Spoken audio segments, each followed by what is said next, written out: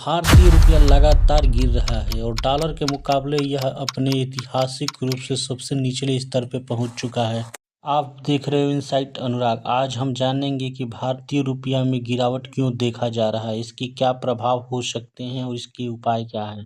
1947 में $1 ₹3.5 के बराबर था। 1969 में रुपये का उन्मूलन के बाद $1 की कीमत ₹7.5 के बराबर हो गई। 1991 में भारतीय अर्थव्यवस्था में उदारीकरण अपनाया गया, जिसके बाद $1 ₹7.5 के बराबर था। 2014 में $1 ₹62 के लगभग बराबर हो गया। वर्तमान समय में $1 ₹95 के बराबर हो गया है और इसमें लगातार गिरावट दर्ज किया जा रहा है। भारतीय रुपये की गिरावट के लिए कई कारण जिम्मेदार हैं। पहला कारण है विदेशी निवेशकों द्वारा भारतीय अर्थव्यवस्था से अपने पैसे को वापस निकालना। दूसरा कारण है भारत और अमेरिका के बीच टैरिफ विवाद का अभी तक कोई समाधान ना निकल पाना। तीसरा कारण है महंगाई में वृद्धि के कारण अमेरिकी रिजर्व बैंक द्वारा ब्याज दरों में बढ़ोतरी, जिससे कि ज़्यादातर निवेशक अमेरिकी डॉलर में निवेश करना पसंद कर रहे हैं। इसका कारण है भारतीय अर्थव्यवस्था आयात पर निर्भर है। भारत अपनी ऊर्जा जरूरतों का 80% आयात करता है। मिडिल ईस्ट में युद्ध के कारण भारत की आयात बिल बढ़ गए हैं। अब कच्चे तेलों की कीमतों में वृद्धि से भारत को ज़्यादा डॉलर भुगतान करना पड़ रहा है। भारतीय रुपये में गिरावट का कई प्रकार की भारतीय अर्थव्यवस्था पे प्रभाव हो सकते हैं। सबसे पहले भारत में महंगाई बढ़ सकती है, क्योंकि भारतीय अर्थव्यवस्था ज़्यादातर चीज़ों का आयात करता है।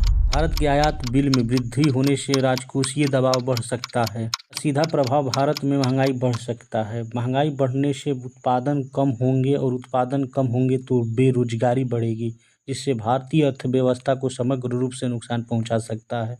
इस संकट से निकलने के लिए आरबीआई को विदेशी मुद्रा में वृद्धि करना होगा। भारत को आयात बिल कम करना होगा। इसके लिए भारत को आत्मनिर्भर बनना होगा और ऊर्जा सुरक्षा के मामले में नवीकरणीय ऊर्जा अपनाना होगा। जहाँ तक भारतीय अर्थव्यवस्था का सवाल है, हम अगर भारत में ही चीज़ों को उत्पादन करने लगे तो विदेशी देशों पर निर्भरता हमारी कम हो जाएगी। उसके बाद हमें अपने मुद्रा में दूसरे देशों के साथ व्यापार को बढ़ावा देना होगा। अगर इसी तरह से डॉलर भारत के रुपये के मुकाबले तेजी से मजबूत होता रहा और रुपया की कीमत गिरती रही तो भारतीय अर्थव्यवस्था के लिए काफ़ी ज़्यादा नुकसानदायक हो सकता है।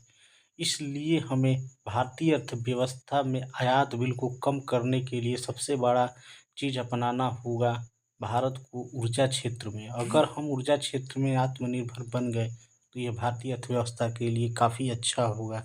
ऐसे ही सटीक और बेहतर जानकारी के लिए आसान शब्दों में समझने के लिए चैनल को सब्सक्राइब करें।